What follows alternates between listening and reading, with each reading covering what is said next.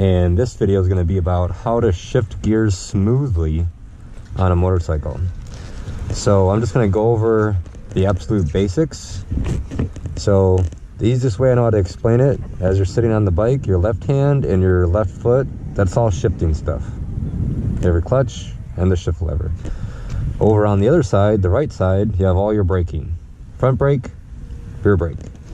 So that's why motorcycling is pretty dangerous and requires a lot of coordination. You're doing something with both hands and both feet at the same time, and while you're riding, you can't look down to see what you're doing.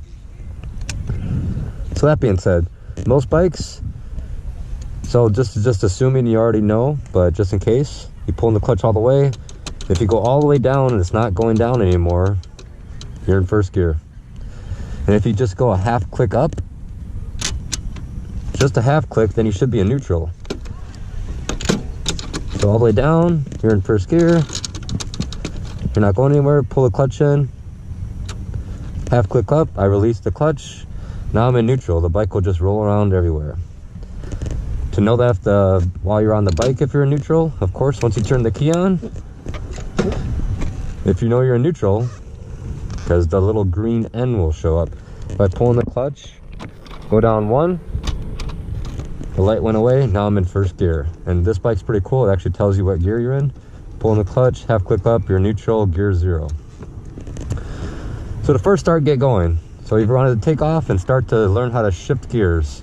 So first you have to get going before you start shifting gears. So once you have the key on, you have the little engine cutoff switch. See that? Turn this thing on, the key's on.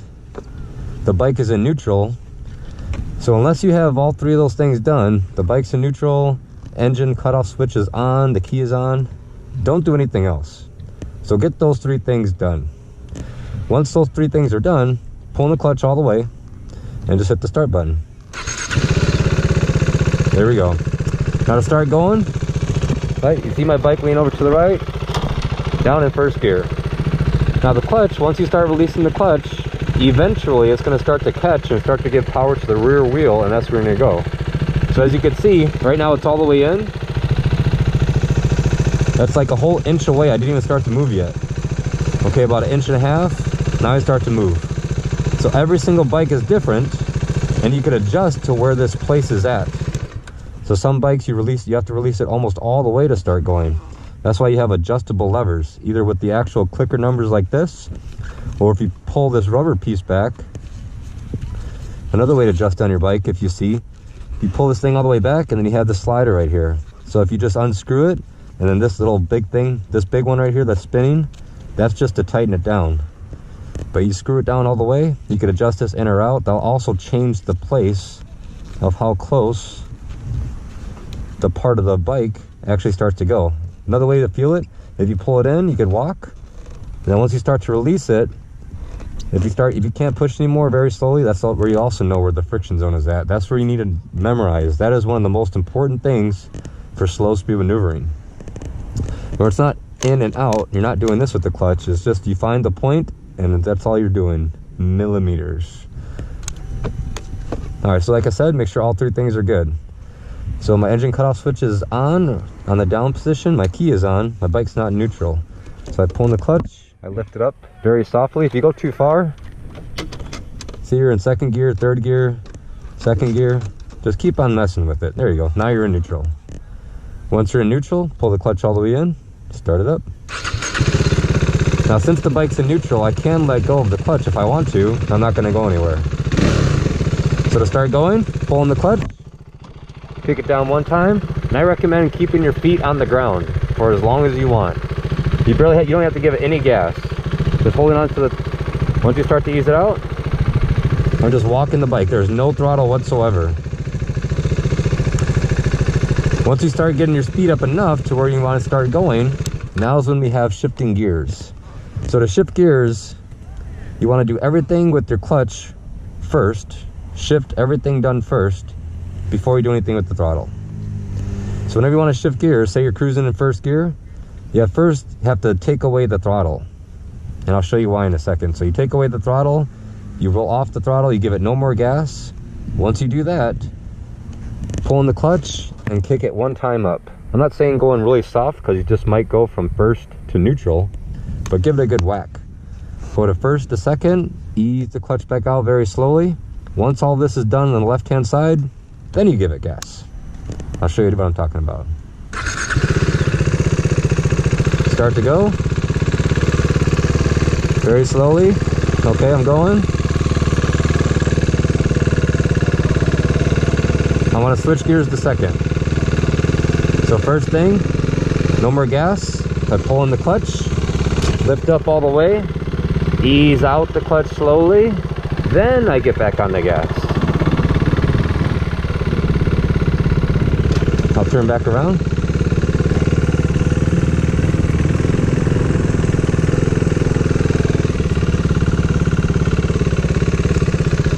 So going from first to second.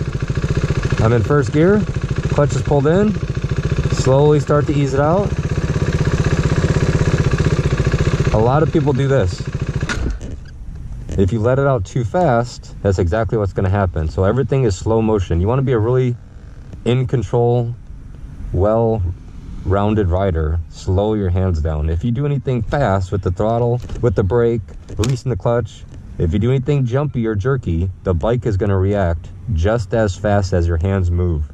So if you want your bike to move slowly, in control, and you control the pace, just slow your hands down.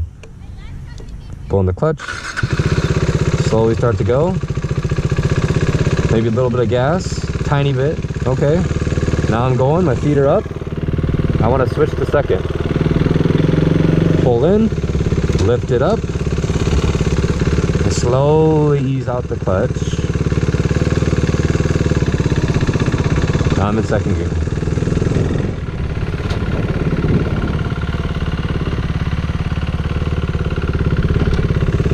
So before you ever start shifting, no more gas.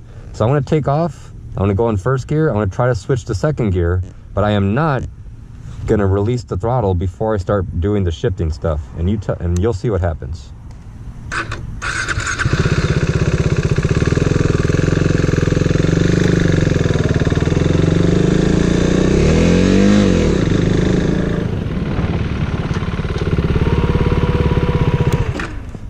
So if you don't roll off the throttle, if you don't take away the throttle, and you just pull in the clutch, the RPMs are gonna just rev up really fast. And if you let go of the clutch when the RPMs are revved up, you could do all kinds of crazy stuff. So make sure, first thing you do, you wanna shift gears, no more gas. Then do everything with shifting. Pull in the clutch, lift up, slowly, and whatever you think you're doing with your hands, go 5 times slower than what you think. Slowly release the clutch. Then the last thing you do is get back on the gas. So this is the first and last thing you do. First thing you do, no more gas. Do all your shifting, then you go back to your gas. To stop the bike or to go from first gear to second gear, same process. And then if you're going back down, it's the exact same thing. If you're going from third to second, no more gas, pull in the clutch. Now you just kick it down one. Slowly, slowly, slowly release the clutch. Back on the gas. It's the exact same process, upshifting or downshifting. Check it out.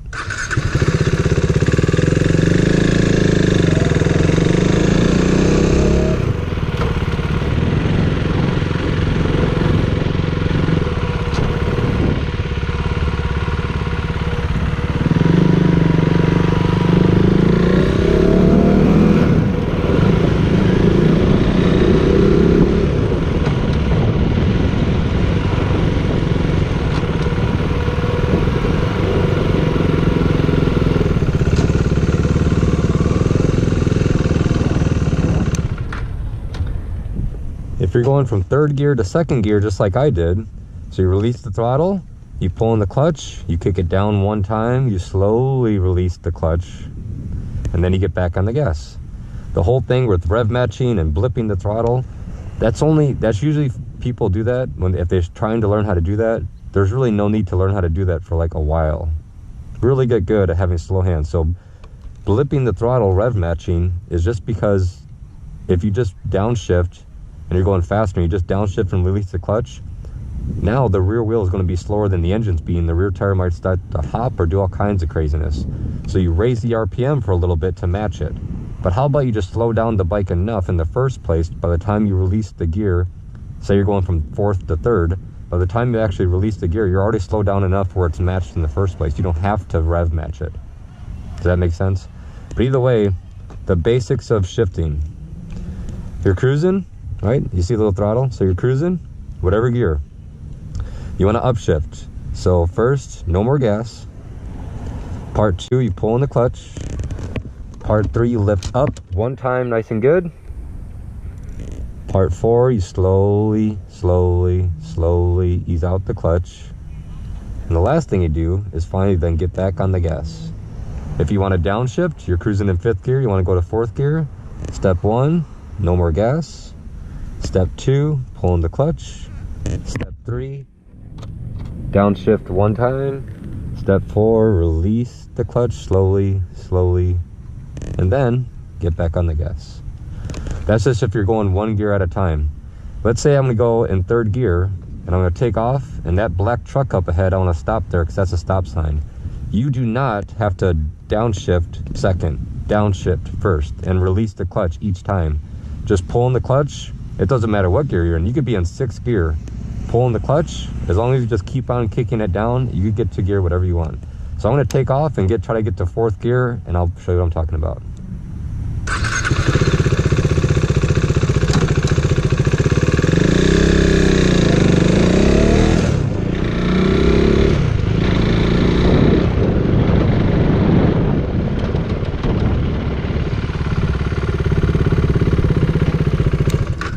So I upshifted each time. You saw my throttle hand, no more gas.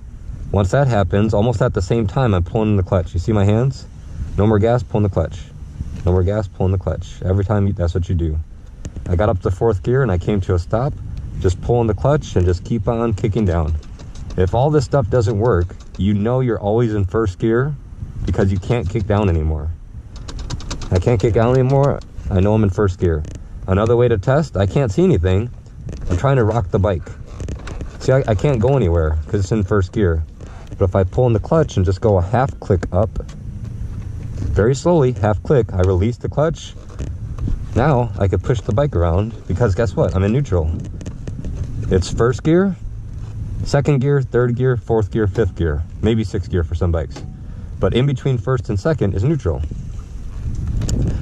So if all this stuff is broken, you don't have any lights, you don't have anything. You could be blind and you could jump on a bike and figure out if the bike is in neutral or not.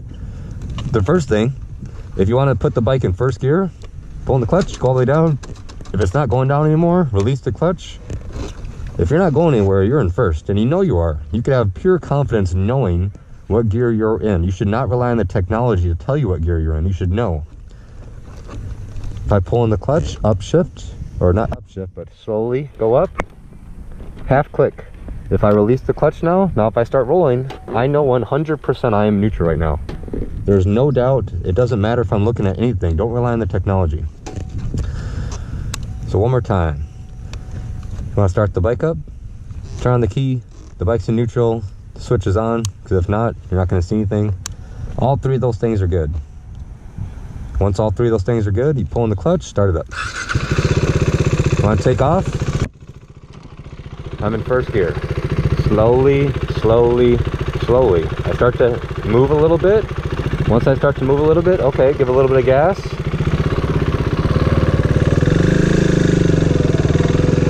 I want to upshift. No more gas. Pull in the clutch. Lift up one time. Ease the clutch back out. Slowly. Back on the gas. Now I'm in 2nd gear. Downshift. No more gas. Pull in the clutch.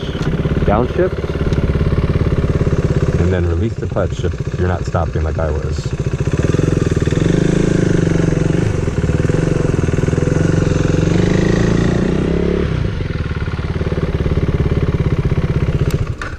So it doesn't matter if you're just starting to ride or you have 140,000 miles like me. I do the exact things I was just talking about. So I'm on the KTM. I'm not on my BMW where I don't have to use my clutch when shifting. So on the KTM, I pull in the clutch each time. I do everything exactly the same right now. It does not matter what your experience is. The only difference is the efficiency of how I do it. So if you can see my hands, I'm going, say, 1st gear, second gear, third gear, fourth gear. You could learn to go faster moving your hands, but it's still the efficiency of the smoothness. You're not just going crazy and robotic and very twitchy. You could be efficient and still be smooth. Because being smooth, this is what it really means. If I put Lila on the back of my bike, I should make her feel like this bike is automatic. That's what being smooth means. She should not feel when I start to shift gears, if I'm starting to accelerate, when I start to get off the gas, when I start to brake. Everything should just be so slow. If you move your hands so slowly, the bike is going to feel like it's an automatic bike. That's what being smooth means. So when someone says be smooth on the controls, that is useless information. That is just, who cares? That does not mean anything. It's not practical. It's not relevant. It doesn't help you. It's not beneficial. But if you tell a rider, everything you're doing with your hands, go 5 times slower than what you're currently doing. With the throttle, slowly on, slowly off, 5 times slower than what you think. As you're applying the brakes, releasing the clutch, upshifting, downshifting. If you slow your hands down dramatically, the bike will be so much more in control. It will not surprise you. It will not freak you out. If you move your hands fast, the bike will respond just as fast. So if you can learn to stay relaxed, move slowly with your hands, you are far less likely to have anything happen crazy that you're not expecting, because you know what you're doing and you know how the bike will react, because you spend time in a parking lot practicing before you go out there on the public roads where there's everything else to deal with that's not in this lot currently. Does that make sense? So either way, upshifting, downshifting, I don't care how experienced you are, if you slow your hands down dramatically, you will have a better time to ride, especially if you take a passenger. Like a passenger is like, oh, the passenger keeps on hitting their helmet to my helmet. It's all the passenger's fault. It's your fault. Maybe you're riding like this with the throttle. If you're doing this and really jumpy, the bike's going to be bouncing up and down. If you're shifting gears and going all crazy, if the bike is bouncing up and down, the suspension is going crazy, your passenger feels like you're riding a bucking bronco, it is your fault. You're the rider. You want to make all that go away, literally slow your hands down. Slow down the movement of what you are doing when you are pulling in the clutch, when you are releasing the clutch, when you are accelerating, decelerating, just as slow, if not slower. Getting on the brakes, even like before a corner, you get on the brakes. Before you start the corner, don't just release the brakes, slowly get off everything is slow motion, both directions. It's a bell curve. Clutch, throttle, brake, whatever you're doing, you slowly get it on or pull it in, or whatever you're doing, then you slowly get it off. Slow hands make happy riders. That's the easiest way to explain any of this stuff. Move your hands slowly and you'll not have any trouble. So I hope this made sense. I only got out of the way before this lady kills me, because she obviously doesn't realize this place is locked right now. Oh, there you go. She's turning around. But I hope this made sense. And again, this is not just for very beginner riders. I broke it down in such a way to where it could be interpreted as beginner riders. However, if you already have 50,000 miles under your belt and you listen to this video and really think about what I'm saying with your hands and the little analogy I gave with the passenger, I make Lila believe if she jumps on this bike that her bike automatically became an automatic. Like, there's no shifting. Everything is so slow and controlled, right? There's no suspension, there's no bouncing. It's not jerky. All those things are symptoms of your hands going way too fast. Of course, I didn't mention a lot of stuff, you know, not having tight arms, bending your arms, keeping them relaxed, everything relaxed, eyes up, etc., etc., etc. This is just shifting and controlling the bike, because what do you have to do 1,000 times a day? Shift up, shift down, stop. These are constant things you have to do. So if you're doing it nonstop in an incorrect or jerky way, you're just practicing being jerky, and you're going to be really good at being jerky. However, if you pay more attention to what you're doing, try to make the bike slow, try to make the bike suspension not move whenever you're doing anything with your hands, that's when you start to get beyond a basic rider and start to go into a new level of riding where you're actually becoming so proficient, everything is smooth, and it actually makes sense to you now, because now you know how to do it and what that actually means. I hope this made sense, everybody. Feel free to comment below, and thanks for watching.